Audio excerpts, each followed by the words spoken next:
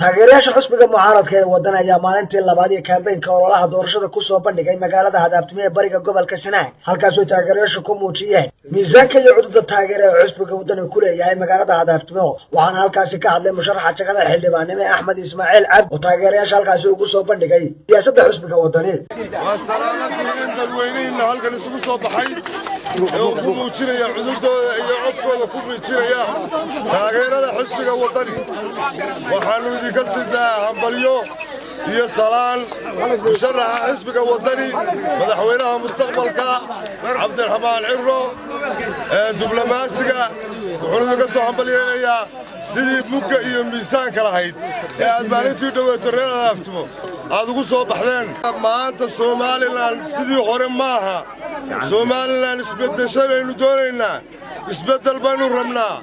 isbeddelku wuxuu ku jiraa xisbiga waddani guud ahaan waxaan u sheegayaa ummadda reer Somaliland haddii la doonayo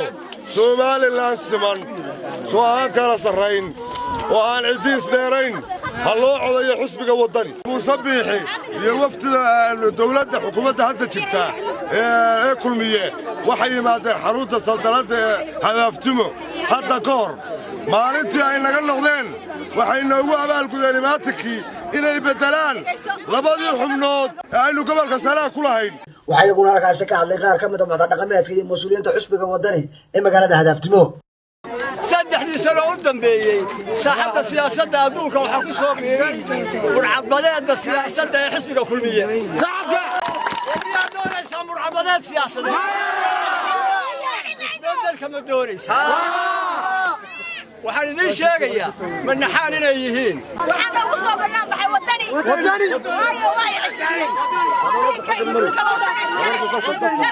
aad baan idinka mahadcelinaynaa taageerada ballaaran oo aad u muujiseen xisbiga waddani reer hadaaftmo waa la soo xusi doonaa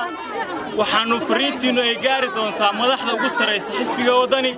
waxaad ka dhex muuqan doontaan degmooyinka ugu qiimaha badan Somaliland